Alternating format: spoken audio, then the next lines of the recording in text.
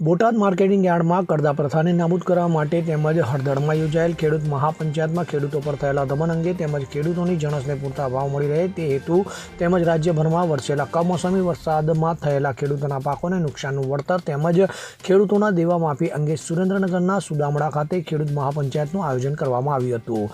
સરદાર પટેલ જયંતિના દિવસે આયોજિત આ ખેડૂત મહાપંચાયતમાં ખેડૂતોના વિવિધ પ્રશ્નોને વાચા આપવામાં આવી હતી. ત્યારે રાજુ કરપડા તેમજ પ્રવીણ ધામ અને રમેશ મેર સહિતના ખેડૂતોને જેલમાંથી મુક્તિ મળે તે અંગે કાયદાકીય લડત માટે તૈયારી પણ દર્શાવાઈ હતી. તો આમ આદમી પાર્ટી દ્વારા આયોજિત ખેડૂત મહાપંચાયતમાં આમ આદમી પાર્ટી સંયોજક અરવિંદ કેજરીવાલ, ભગવંત માન, ઈશુદાન ગઢવી, ગોપાલ ઇટાલિયા, આમ આદમી પાર્ટીના કાર્યકરો તેમજ મોટી સંખ્યામાં ખેડૂતો ઉપસ્થિત રહ્યા હતા.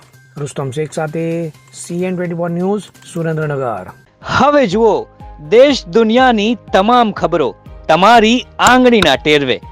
ઉઠાવો મોબાઈલ અને Google Play Store પરથી ડાઉનલોડ કરો અમારી CN24 ન્યૂઝ મોબાઈલ એપ.